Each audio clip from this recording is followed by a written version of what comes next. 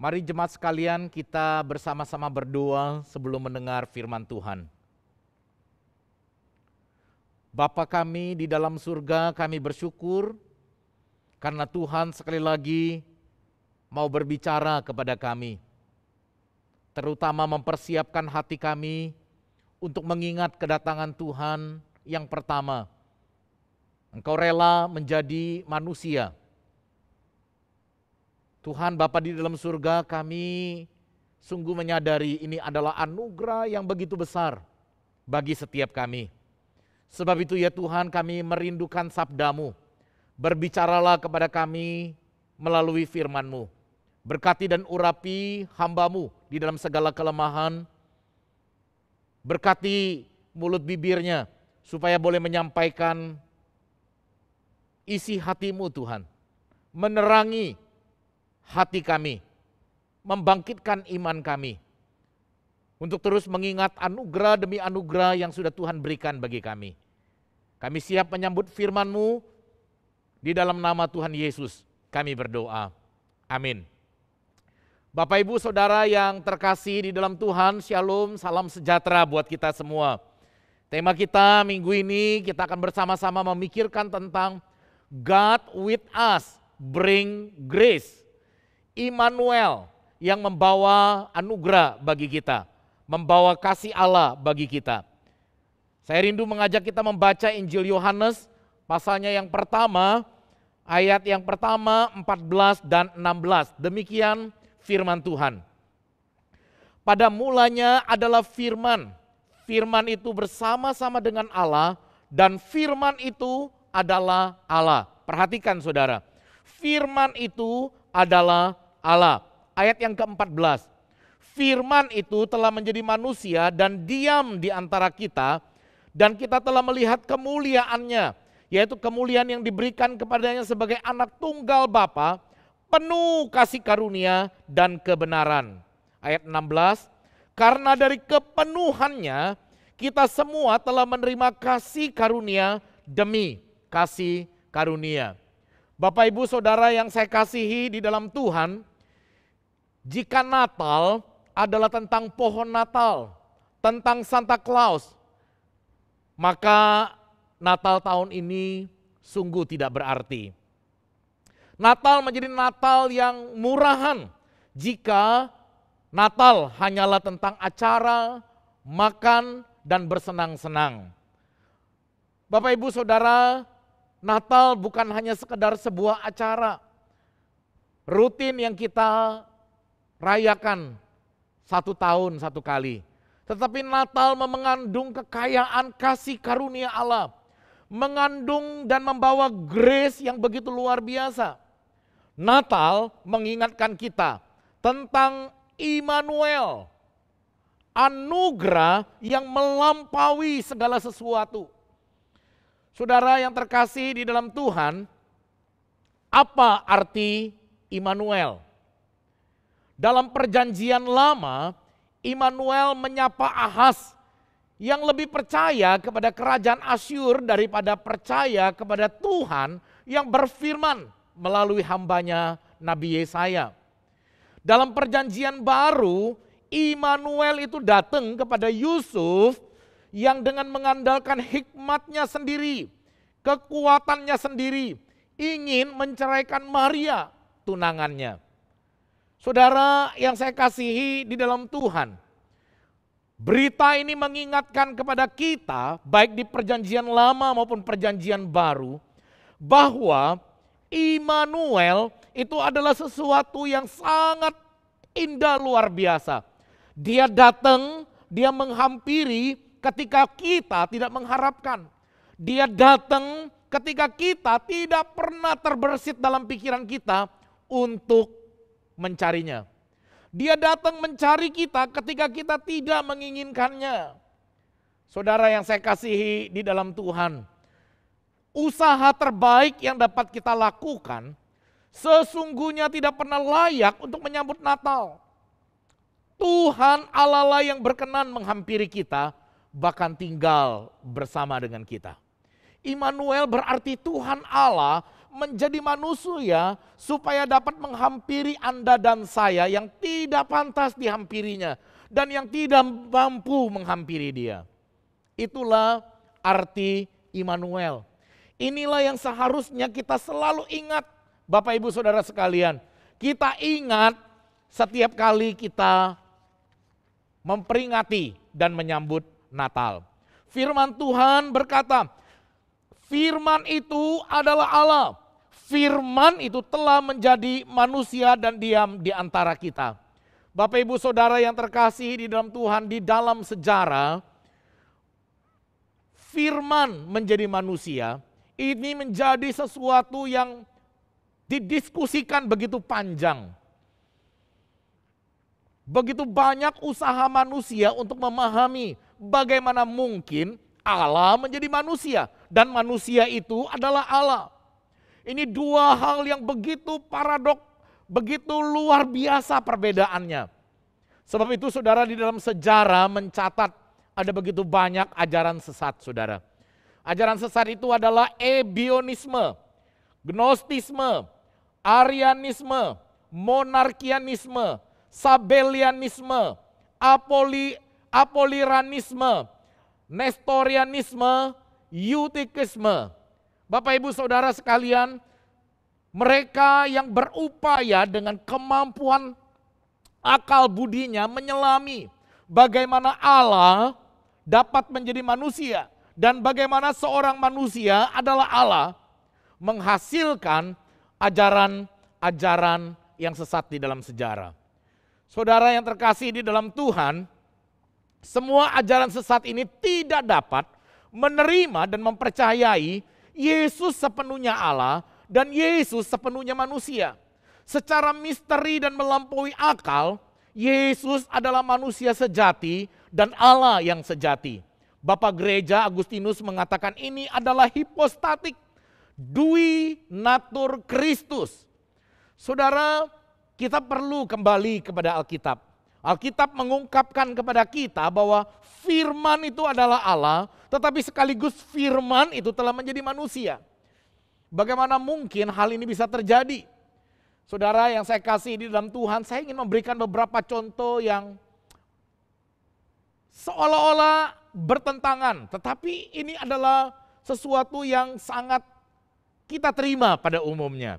Contoh saudara, air punya rumus kimia H2O. H2 dan O. Saudara, secara kimiawi kita tahu air itu mengandung H2 dan mengandung O, oksigen saudara. Nah saudara, tetapi air itu dapat dibedakan mengandung H2 dan O. Tetapi tidak dapat dipisahkan. Ketika dipisahkan bukan lagi air saudara. Yang kedua saudara, cahaya. Cahaya itu 100% partikel dan 100% gelombang saudara. Saudara yang saya kasih di dalam Tuhan, kita bisa menerima hal-hal ini. Tetapi kita seringkali berusaha memahami Allah dengan akal budi kita. Firman Tuhan dengan jelas mengatakan bahwa Yesus itu adalah Allah sejati dan Yesus adalah manusia sejati.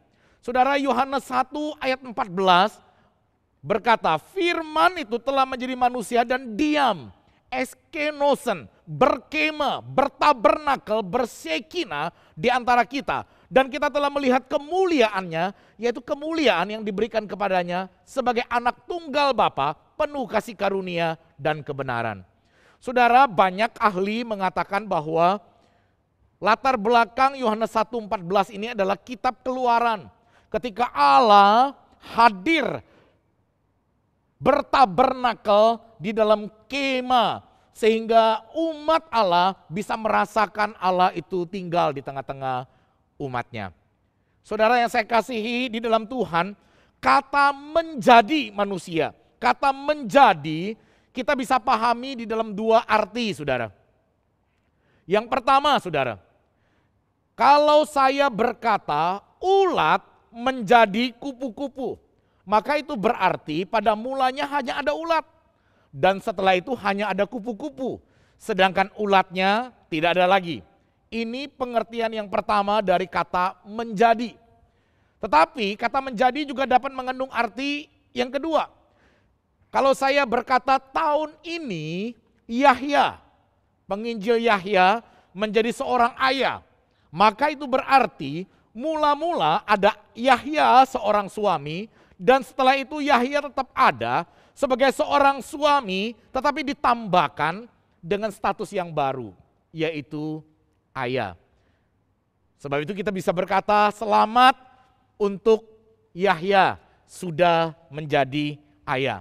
Bapak ibu saudara yang saya kasihi di dalam Tuhan, firman itu telah menjadi manusia. Ketika Yesus menjadi manusia, dia tidak kehilangan kealahannya. Dia tidak kehilangan ketuhanannya. Saudara, saya jadi ingat saudara, tiap kali kami dulu suka makan bersama dengan Pak Budi Wijaya almarhum saudara ya. Saya suka menuangkan teh untuk Pak Budi saudara. Nah Pak Budi itu suka mengetukkan tangannya di meja saudara ya. Ketika dituangkan teh dia mengetukkan tangannya di meja 3 kali. Nah saudara yang saya kasih di dalam Tuhan, ternyata di balik kisah mengetuk tangan 3 kali itu saya baru mengerti saudara. Itu terjadi ketika seorang raja karena begitu mencintai rakyatnya, sebab itu dia ingin mengunjungi rakyatnya. Ketika dia makan bersama dengan rakyatnya, para pengawalnya terkejut ketika raja yang menyamar itu menuangkan teh kepada mereka semua. Para prajurit, para pengawalnya menyadari biasanya merekalah yang seharusnya menuangkan teh untuk raja. Merekalah yang harus melayani raja. Tetapi saat itu mereka sedang menyamar. Sebab itu tanpa bermaksud untuk membongkar penyamaran raja, para pengawal itu kemudian menekukkan tangan sebagai lambang penyembahan, hormat kepada raja dan mengetukkan tangannya 3 kali ketika sang raja menuangkan teh. Saudara yang terkasih di dalam Tuhan, seorang raja yang menyamar menjadi rakyat biasa tidak kehilangan statusnya sebagai raja. Demikian juga Tuhan Yesus Kristus anak Allah tidak kehilangan hakikat sebagai Tuhan dan Allah ketika menjadi manusia untuk menyelamatkan Anda dan saya manusia yang berdosa. Allah menjadi manusia menunjukkan kepada kita betapa besar anugerahnya kepada kita, manusia yang berdosa. Allah tidak lepas tangan, apalagi berpangku tangan ataupun cuci tangan. Namun dia dengan rela turun tangan menyelamatkan manusia karena manusia tidak bisa menyelamatkan dirinya sendiri. Allah peduli kepada kita manusia yang berdosa. Allah mau tinggal bersama dengan kita manusia yang berdosa. Bukankah ini anugerah yang begitu besar? Bukankah ini anugerah yang melampaui akal? Bukankah ini anugerah yang tidak mungkin kita bisa dapatkan dengan segala upaya kita? Saudara yang saya kasih di dalam Tuhan, di balik Immanuel, Allah beserta kita, mengandung anugerah Allah yang begitu besar dan tak terkatakan bagi saudara dan saya. Itulah yang harus kita ingat, itulah yang harus kita pegang teguh. Anugerah yang menyelamatkan kita, anugerah yang melampaui akal budi kita. Allah menjadi manusia, menolong kita dapat mengenal Allah yang tidak tinggal jauh di sana dan tidak terjangkau. Melainkan Allah yang rindu bersekutu erat dan memiliki rasa sepenanggungan dengan kita. Allah yang berbela rasa, Allah yang beserta kita dalam suka dan duka. Ini adalah anugerah yang sungguh indah luar biasa. Bapak ibu saudara yang terkasih di dalam Tuhan, apakah kita terus mengingat sepanjang tahun ini betapa Allah itu sepenanggungan dengan kita. Sebab itu saudara, Leon Morris berkata saudara, tidak ada tempat di mana kita bisa melihat kasih karunia Allah dengan sangat jelas daripada di dalam firman yang menjadi daging. Leon Morris berkata, tidak ada tempat di mana kita bisa melihat kasih karunia Allah dengan sangat jelas daripada di dalam firman yang menjadi daging. Firman yang menjadi daging memperlihatkan kepada kita kasih karunia Allah yang begitu luar biasa. Bapak Ibu Saudara yang terkasih di dalam Tuhan, hidup kita mungkin mengalami banyak goncangan. Hidup kita mungkin mengalami ketidakpastian. Tapi di tengah-tengah keadaan demikian, marilah kita mengingat Allah itu bersama dengan kita. Allah itu menjadi manusia dan itu adalah anugerah yang terbesar. Dia sepenanggungan dengan kita. Dia merasakan apa yang kita rasakan. Dia mengalami apa yang pernah kita alami. Allah yang menjadi manusia memahami dan mengerti segala pergumulan kita. Dia turut merasakan apa yang kita rasakan, menanggung apa yang kita tanggung, termasuk penderitaan kita. Dia sudah terlebih dahulu menderita untuk kita. Ini adalah anugerah yang besar. Ini adalah amazing grace. Ibrani 4 ayat 15 mengatakan, sebab imam besar, yaitu Yesus yang kita punya, bukanlah imam besar yang tidak dapat turut merasakan kelemahan-kelemahan kita. Sebaliknya, sama dengan kita. Ia telah dicobai, hanya tidak berbuat dosa. Dengan mengingat anugerah Tuhan, dengan mengingat Allah yang Immanuel menjadi sama dengan kita punya kekuatan untuk bertahan. Kita punya pengharapan untuk terus maju. Kita punya semangat untuk menjadi saksinya. Bapak Ibu Saudara yang terkasih di dalam Tuhan, di India ada seorang yang bernama Dashrath Manjhi, saudara. Dashrath Manjhi ini dijuluki The Mountain Man atau laki-laki penakluk gunung, saudara. Saudara, kisah lelaki yang menaklukkan gunung batu demi sang istri.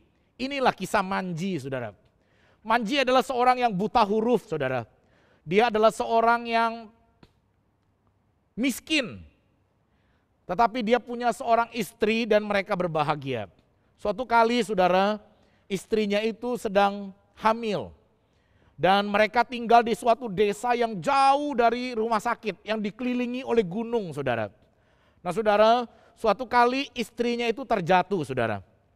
Ketika Manjhi ingin berusaha menolong istrinya dengan membawa istrinya ke rumah sakit, istrinya itu pada akhirnya meninggal, saudara.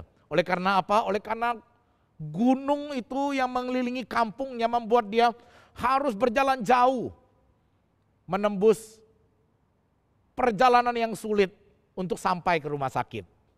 Saudara, ketika istrinya meninggal, saudara, Manjhi menjadi begitu sedih. Sebab itu di dalam kesedihannya dia bertekad, saudara. Dia bertekad untuk membelah gunung dan membuka jalan supaya orang lain, masyarakat di kampungnya tidak mengalami apa yang istrinya alami. Ketika sakit, kesulitan untuk menuju ke rumah sakit. Saudara, Manjhi seperti orang gila. 22 tahun. Dia terus hanya dengan peralatan yang sederhana menghancurkan gunung batu. Berulang kali dia berbicara kepada gunung batu itu. Dia menghancurkan gunung batu itu untuk membuka jalan. 22 tahun melewati kesulitan, melewati tantangan, melewati banyak rintangan. Manjhi terus berjuang. Saudara, setelah 22 tahun, Manjhi berhasil membuka jalan akses menuju rumah sakit dari kampungnya. Saudara yang saya kasihi di dalam Tuhan, sejak itu ada banyak orang diselamatkan ketika mengalami sakit penyakit. Saudara yang saya kasih di dalam Tuhan, ada seorang pribadi yang jauh lebih mulia. Dia adalah Yesus Kristus. Dia datang ke dalam dunia menjadi manusia. Dia membuka jalan keselamatan dan mengingatkan bahwa Dia Tuhan Allah bersama dengan kita hari ini. Apapun yang menjadi kesulitan kita hari ini, Tuhan sudah membuka jalan sehingga kita menyadari bahwa hidup kita bukan hanya di sini, tapi hidup kita adalah perjalanan dari sini ke sana. Dan perjalanan itu sudah dibuka oleh Tuhan Yesus. Inilah anugerah yang begitu besar. Tidak seharusnya pergumulan kita di dunia saat ini merampas anugerah yang sudah Tuhan sediakan bagi masa depan yang penuh harapan.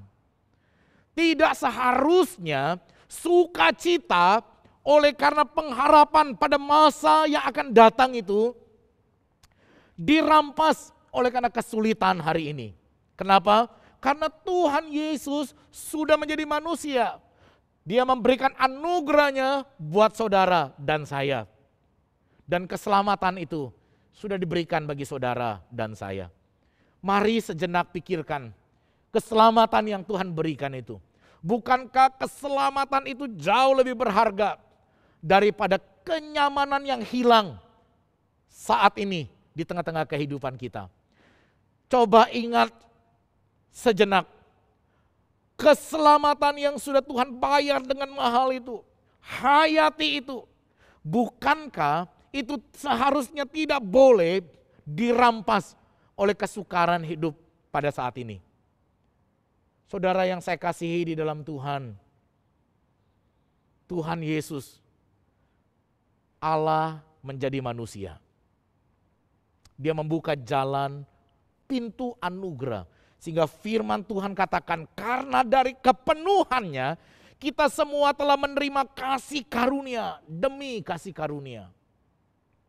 Biarlah Natal tahun ini mengingatkan kita kembali kepada Natal yang pertama, di mana kasih karunia Allah itu dicurahkan di tengah-tengah keadaan manusia yang begitu sulit.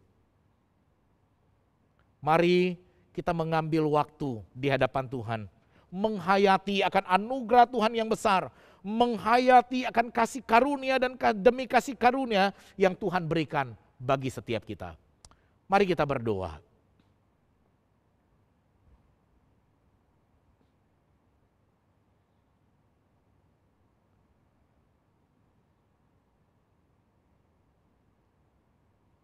Bapa kami di dalam surga, terima kasih Engkau membukakan pintu anugerah bagi kami.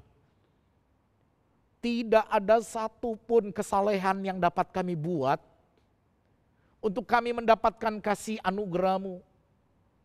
Tetapi Engkau Allah